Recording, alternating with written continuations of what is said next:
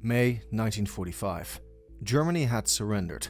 Across Europe, church bells rang, flags were raised, and crowds flooded the streets to celebrate liberation. For millions, it was a moment of joy. The nightmare of Nazi occupation was finally over. But for thousands of women, the end of the war did not bring freedom. It brought something else: public humiliation, violence, and lifelong scars. Their so-called crime? Collaboration horizontal, sleeping with the enemy. During the years of Nazi occupation, tens of thousands of women across France, Norway, the Netherlands, and other occupied nations entered relationships with German soldiers. Some fell in love.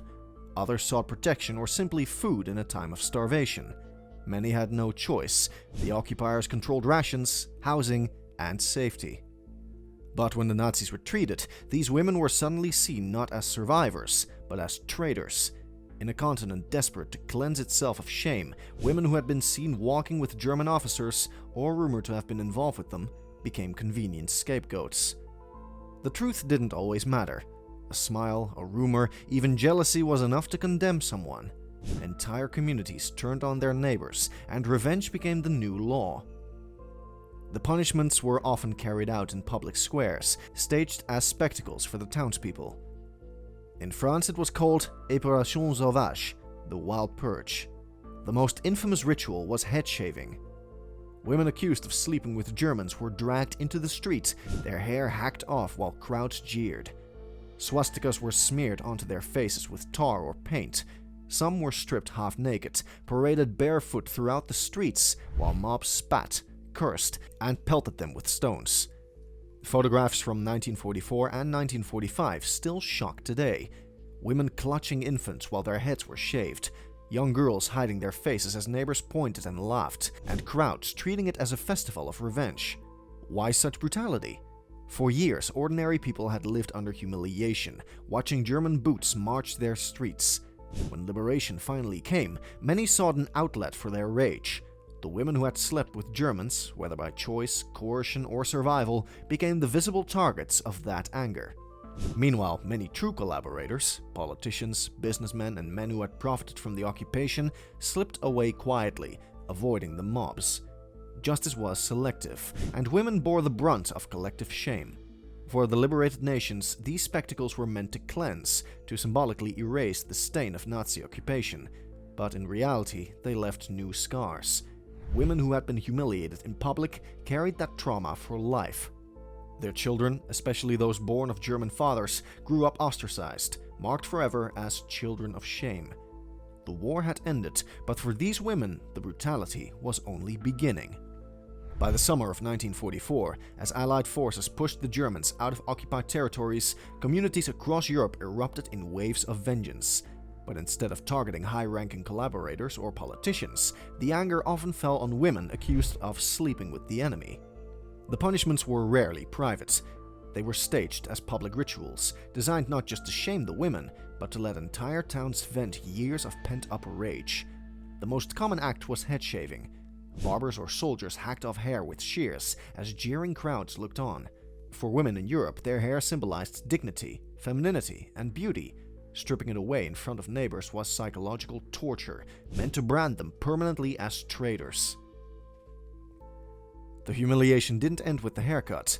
Many women were forced to march barefoot through their towns, their shaved heads smeared with tar or painted with swastikas.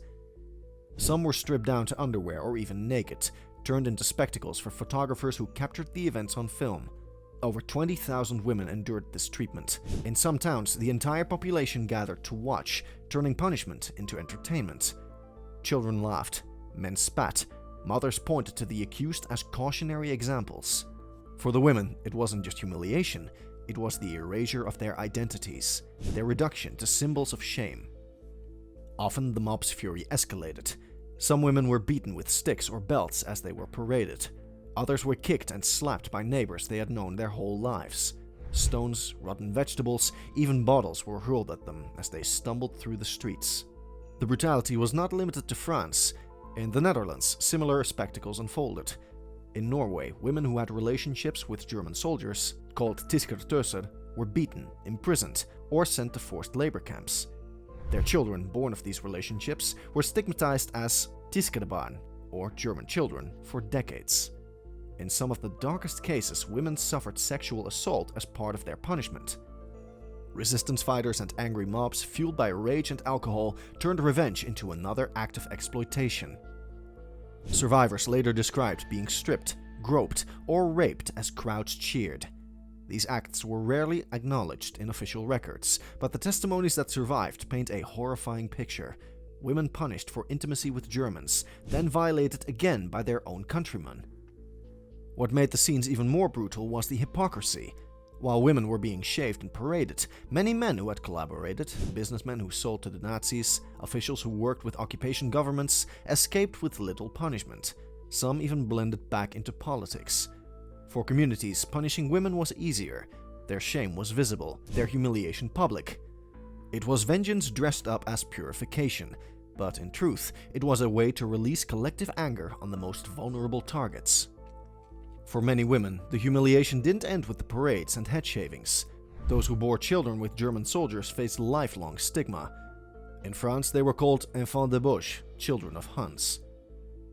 These children were often bullied in schools, denied opportunities, and treated as reminders of betrayal. Some mothers were separated from their babies, who were placed in orphanages where they suffered neglect or abuse. In Norway, more than 12,000 children fathered by German soldiers grew up ostracized by their own communities.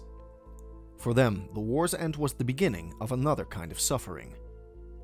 Women branded as collaborators often found it impossible to rebuild their lives. Employers refused to hire them, neighbors shunned them, and families disowned them. Many lived out their days in poverty, carrying not only the shame of public humiliation, but also the constant judgment of their communities. In some cases, women who had been forced into relationships through coercion, rape, or desperation for survival were treated the same as those who had chosen them. To the mob, nuance didn't matter. A shaved head was a permanent mark, and society rarely let them forget it. Historians today viewed these punishments as a grim form of mob justice, rooted more in revenge than fairness. The irony was stark. Men who had collaborated politically or economically often escaped serious consequences, while women, many powerless during the occupation, were singled out for highly visible punishment. These acts weren't just justice, they were theater. They allowed communities to purge their shame publicly, to reclaim their honor by destroying the dignity of women. But in doing so, they blurred the line between accountability and cruelty. For decades after the war, these stories were rarely discussed. Many women never spoke of their humiliation, and children born of German fathers often discovered their past only later in life. In recent years, governments like France and Norway have formally acknowledged this injustice, with Norway offering apologies to the children of German soldiers in 2018. But apologies cannot erase the trauma. Photographs of jeering crowds around shaved women still stand as haunting evidence of how quickly celebration can turn into cruelty. The brutal treatment of these women remains one of the most disturbing chapters of post-war Europe. It revealed how societies scarred by occupation often sought healing through vengeance, but at the expense of the powerless. They weren't generals, they weren't politicians, they were neighbors, sisters, daughters, and while the war had ended, their suffering had only begun. The last act of the Second World War was supposed to be liberation. For thousands of women, it was torture in the name of honor, a brutal reminder that even in victory, humanity can lose its way. What are your thoughts on this? Let us know in the comments below. If you liked this video, don't forget to like and subscribe to the channel for the latest videos.